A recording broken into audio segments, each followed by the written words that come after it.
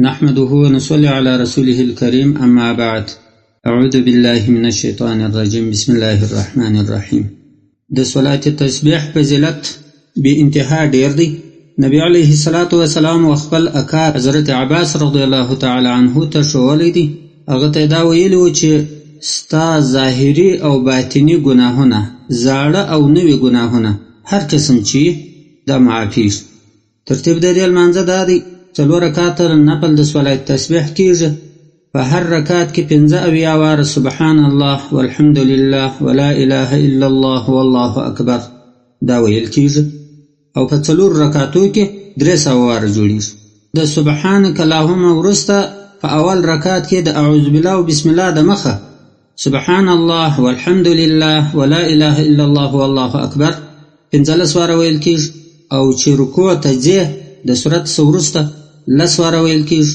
په رکوع کې بیا د سبحان ربي العظیم ورسته 10 واره ویل کیږي. سمع الله لمن حمده چې دی ویل په دا حال کې 10 واره ویل کیږي. سجدې لولاړې په سجده کې د سبحان ربي الاعلى ورسته 10 واره ویل کیږي. چې راپورته شوې بیا 10 واره ویل کیږي. چې بیا سجدې لولاړې بیا 10 واره ویل کیږي. دا 15 واره جوړیږي. په هر رکعت کې د الحمدلله د مخه 15 واره ویل کیږي، او د سورت ورسته معنا د قل هو الله ورسته یا د سورت ورسته 10 واره ویل کیږي. په رکوع کې 10 واره، په هر سجده کې 10 واره، په میان کې د سجدو 10 واره.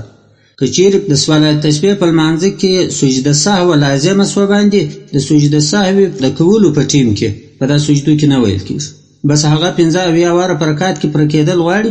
په ټول لمانځه کې 300 واره پوره کیږي، نو بس په سجده سهو کې ضرورت نشته.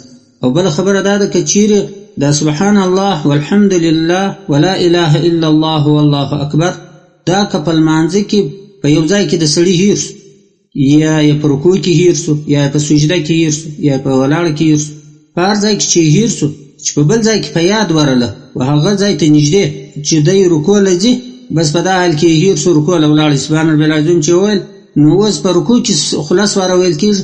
10 واره هغه قضا سوي دي ورسره ملګري کې په ردې 20 واره ووایي. که په سجده کې په یاد سو په رکوع کې هیر سوي و، په سجده کې دې بیا 20 واره ووایي. په هر ځای کې چې ځینې هیر سوي و په بل ځای کې دې ووایي. که چیرې زیات ووایي دا سبحان الله والحمد لله ولا اله الا الله والله اکبر، نو هغه تاوان نه کوي. اصلي ټیم د صلات تسبیح د لمانځه چې دی فتاوای فریدیه 2 جلد 563 مخکې وایي اصلي ټیم د صلات تسبیح د لمانځه د ماپښین د لمانځه د مخه، او بیا په هر ټیم کې کېدلی شي، خو اصلي ټیم هغه دی، خو کېدای په هر ټیم کې شي. صلات تسبیح لمانځ په مکروهه وختو کې باید نه وشي. د سهار اذان چې وشي بیا د لمر ختو پورې او لمر پر سر درېږي په دا ټیم کې، د مازدیګر د لمانځه بعد بیا چې لمر لوېږي په دا ټیم. په جماعت باندې د صلات تسبیح لمانځ په حنفي مذهب او مسلک کې دا مکروه بلل شوی دی. فتاوای عثمانیه اول جلد 460 مخکې راغلی دی چې صلات تسبیح لمانځ چې دی هغه په جماعت سره کول مکروه دی. شرکوونکې اداره عبرتناکه کیسې او حدیثونه